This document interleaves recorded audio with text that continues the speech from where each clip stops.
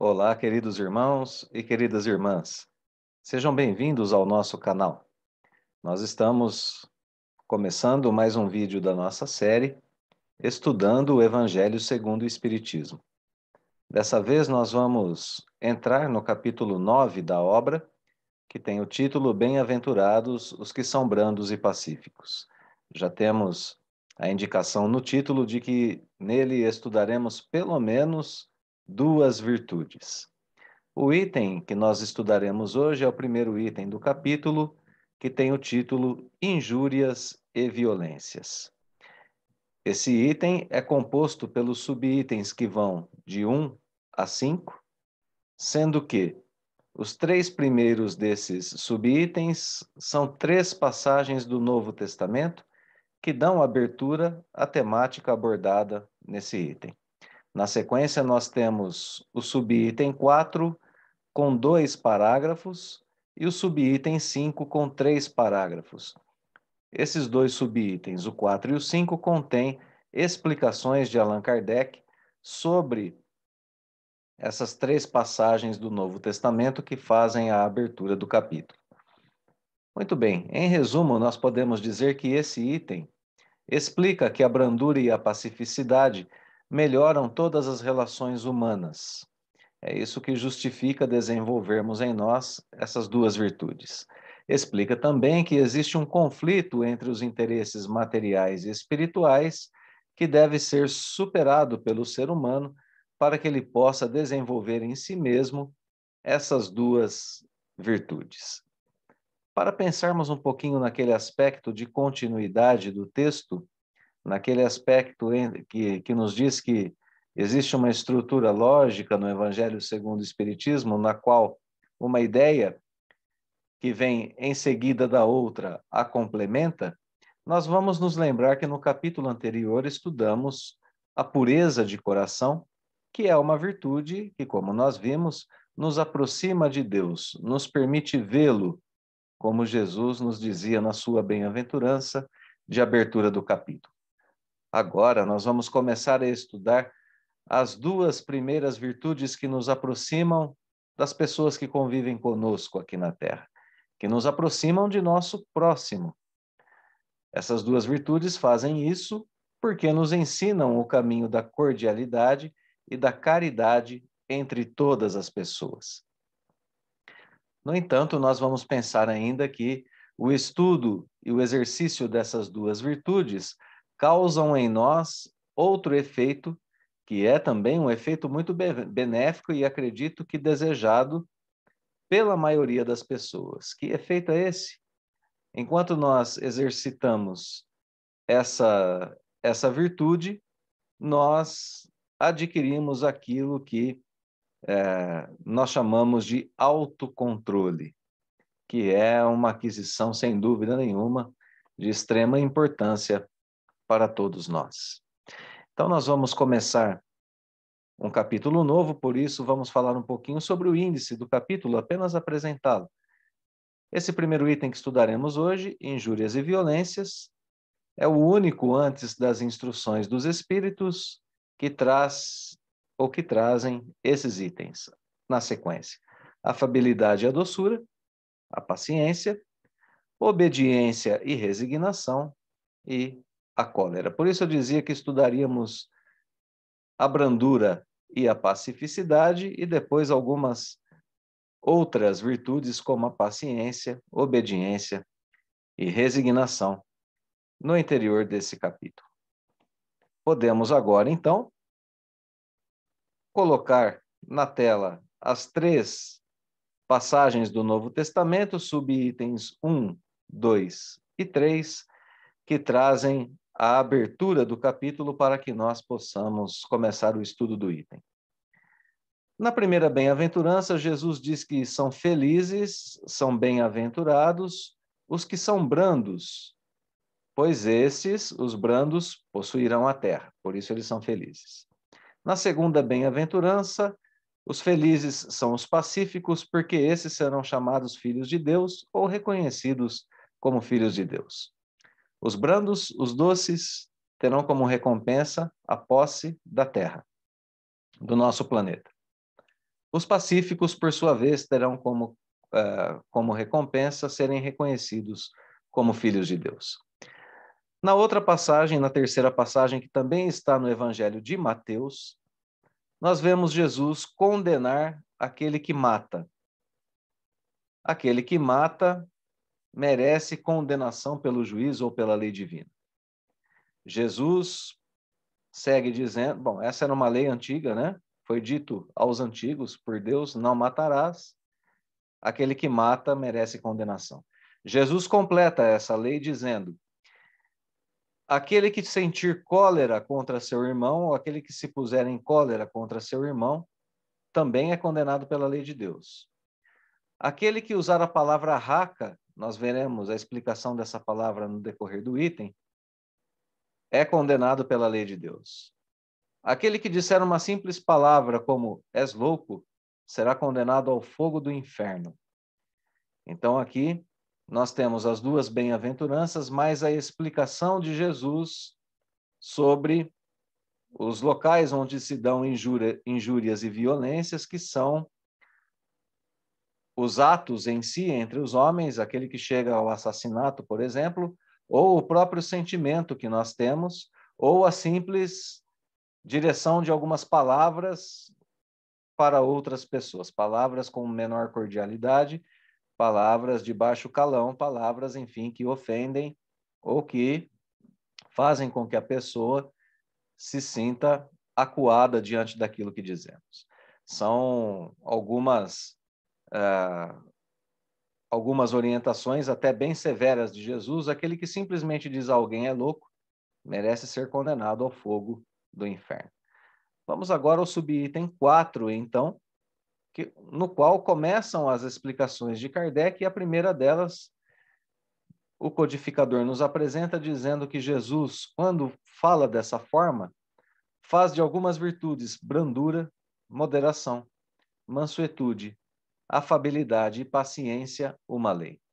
1, 2, 3, 4, 5 virtudes que se transformam em uma lei que deve reger a conduta do homem naquilo que diz respeito à sua convivência social, à sua convivência com o próximo. Ainda nesse excerto, ainda nesse trechinho, nós vemos que, por consequência, não é, a violência e cólera, ou toda palavra descortês, palavra ofensiva contra o próximo, são condenadas. A explicação nesse trecho também do termo raca, Kardec explica que entre os hebreus era um termo desdenhoso, que significava homem que não vale nada. Quando se dizia raca, alguém queria se dizer é um homem que não vale nada. E se pronunciava essa palavra cuspindo e virando de lado a cabeça. Ou seja, era uma atitude de extremo desprezo pela outra pessoa. Mas Kardec explica que Jesus vai mais longe, que condena ao fogo do inferno mesmo aquele que simplesmente disser ao outro, você é louco. Nós vemos então aqui, nesse excerto, a explicação do termo raca, as virtudes ganhando peso de lei na convivência social e a condenação de toda e qualquer hostilidade, qualquer ato hostil que as pessoas tenham de umas para com as outras. A explicação continua, pois esse item 4 tem 2 parágrafos. Vamos ver o parágrafo seguinte, pois ele vai continuar explicando ainda o que acontece com essas orientações de Jesus. Kardec diz que, como em qualquer outra circunstância, a intenção agrava ou atenua a falta. Se nós realmente temos a intenção de ofender, a intenção de agredir, é claro que nós cometemos uma falta muito maior do que quando dizemos alguma palavra que acaba ofendendo sem que tivéssemos essa intenção. Bem, na sequência, Kardec coloca uma pergunta, mas por que Jesus, não é, dirige tão severa reprovação a uma simples palavra? Por que ela ganha tanta gravidade assim? Por que é tão grave dizer uma palavra descortês ao próximo? E a explicação está na sequência.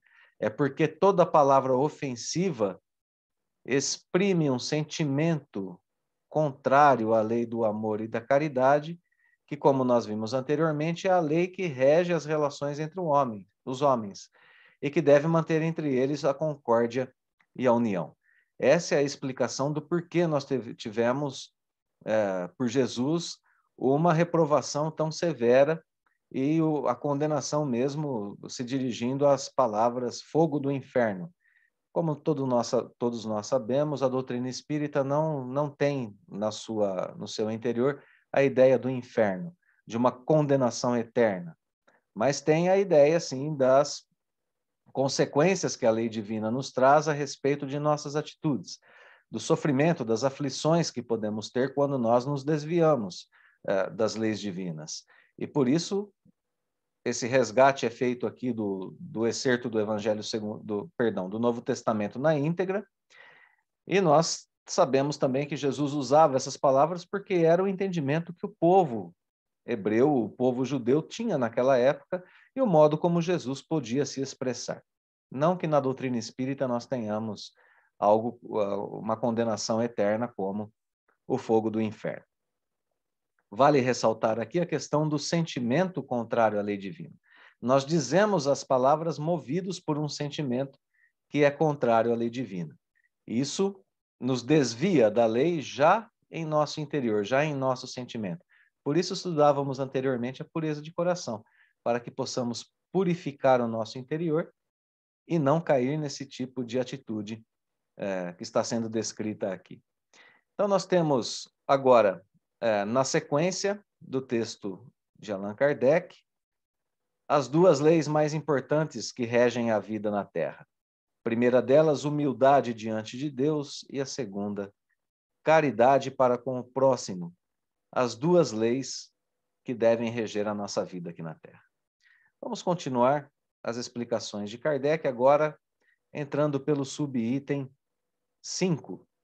Aqui Kardec coloca uma outra questão para continuar a explicação sobre aquelas passagens que nós vimos do Novo Testamento. E a questão que Kardec apresenta é uma questão simples. Por que Jesus disse que felizes são os brandos porque vão herdar a terra, tendo recomendado aos homens que renunciassem aos bens terrenos, havendo-lhes prometido os do céu? Ora, Jesus prometeu o reino dos céus, pediu aos homens que renunciassem aos bens terrenos e agora ele diz: bem-aventurados os brandos porque herdarão a terra. Por que isso? Na sequência, segundo parágrafo do subitem 5, nós temos a explicação de Allan Kardec dizendo que, enquanto todos nós aguardamos os bens do céu, nós temos necessidade dos da terra para viver. A única recomendação é que não ligue aos bens da terra, cada um de nós não liguemos, não é aos bens da terra, mais importância do que aos bens do reino de Deus. Então, aqui, bem clara a explicação de Kardec, nós devemos dar mais importância aos bens do céu, e isso significa preferir ser brando, pacífico, cortês com o próximo, humilde para com Deus, caridoso para com todos, apesar de todo e qualquer contratempo que venhamos a ter no sentido da nossa convivência com o próximo, ou mesmo no sentido de nossa vida material. Isso nos leva a pensar que nós devemos nos esforçar para resolvermos em nós esse conflito de nossos próprios interesses, enquanto seres integrais, não é? Espíritos encarnados, resolver esse nosso interesse espírito-matéria. Isso ajuda em todas as relações sociais e mesmo em nossa relação com Deus. Muito importante nos lembrarmos que esse é o centro da explicação desse item do capítulo. Darmos mais importância aos bens dos céus. Isso significa que, quando nós tivermos uma adversidade em nossa existência, nós daremos preferência, estaremos atentos para agir com doçura, com pacificidade, com cortesia, com humildade diante de Deus, com caridade diante do próximo. Isso significa dar mais importância aos bens espirituais e significa o início da resolução desse nosso problema, desse nosso conflito de interesses entre as coisas espirituais e as coisas materiais. Vamos ao terceiro e último parágrafo, então, deste item, Kardec segue explicando, dizendo que, quando disse aquelas palavras, Jesus quis nos dizer que até agora os bens terrenos, os bens materiais, são assambarcados. Essa palavra não é muito utilizada no nosso dia a dia, mas significa monopolizados. Ficam restritos àqueles que são violentos, em prejuízo daqueles que são brandos e pacíficos. A estes, muitas vezes, falta o necessário, ao passo que aqueles que são violentos acabam conseguindo até mesmo o supérfluo. Na sequência, Jesus promete que a justiça será feita aos brandos e pacíficos, tanto na terra quanto no céu. Na terra, por terem o que lhes falta, e no céu, por serem reconhecidos como filhos de Deus. Que bela explicação de Kardec, não é? A explicação, as bem-aventuranças de Jesus oferecem a justiça que os brandos e pacíficos tanto anseiam. Quando isso acontecerá? Quando a humanidade se submeter a essa lei de amor e de caridade que está sendo explicada aqui, e então deixará de haver egoísmo. Fraco e o pacífico já não serão explorados nem esmagados pelo forte e violento.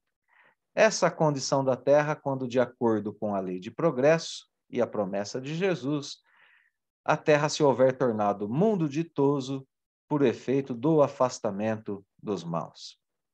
Então, no parágrafo, a promessa de Jesus de justiça, aqueles a quem falta o básico, e como acontece essa justiça?